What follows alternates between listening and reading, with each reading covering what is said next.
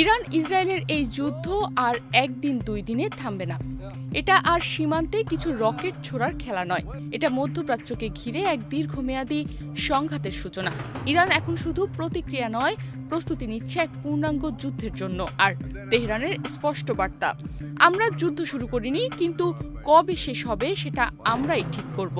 ইসরায়েলের বিরুদ্ধে এই প্রতিশোধমূলক আগ্রাসন কি শুধু এক রাতেরই জবাব, নাকি শুরু হয়ে গেছে এক ধ্বংসাত্মক অধ্যায়, যার শেষ হতে পারে ইসরায়েলি শাসন ব্যবস্থার পতনে?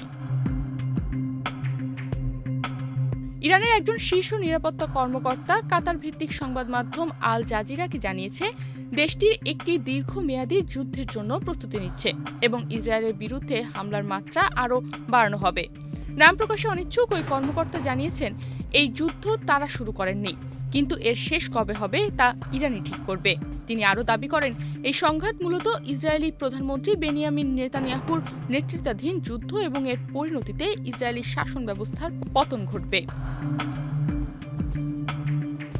তিনি জোর দিয়ে বলেন, ইরান নিজের জনগণের নিরাপত্তার জন্য লড়াই করছে। একই সঙ্গে আমেরিকার প্রেসিডেন্ট ডোনাল্ড ট্রাম্পকে উদ্দেশ্য করে তিনি বলেন, ট্রাম্পের উচিত সিদ্ধান্ত নেওয়া। তিনি কি আমেরিকান জনগণের ট্যাক্সের টাকা নেতানিয়াহুর যুদ্ধ লালসার পেছনে নষ্ট করতে চান?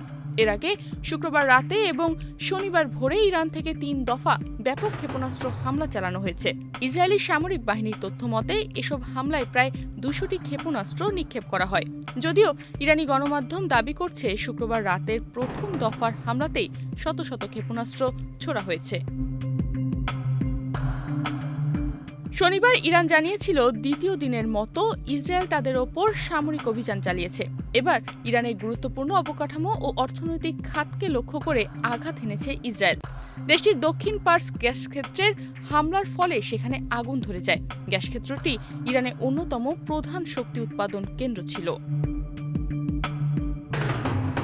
ইরানের একজন শীর্ষ নিরাপত্তা কর্মকর্তার এই বক্তব্য শুধু এক হুঁশিয়ারি নয়, বরং বিশ্বকে জানিয়ে দেওয়া, তেহরান এখন আর প্রতিক্রিয়া দেখাচ্ছে না, বরং পরিকল্পনা করছে এক টানা যুদ্ধের। ইসরায়েল কি প্রস্তুত এই ধাক্কার জন্য? আর এই লড়াই কি শুধুই যুদ্ধ, নাকি এর পেছনে আছে রাজনৈতিক বা ভূ-রাজনৈতিক হিসাব? তনিমা রহমান, বাংলাদেশ প্রতিদিন।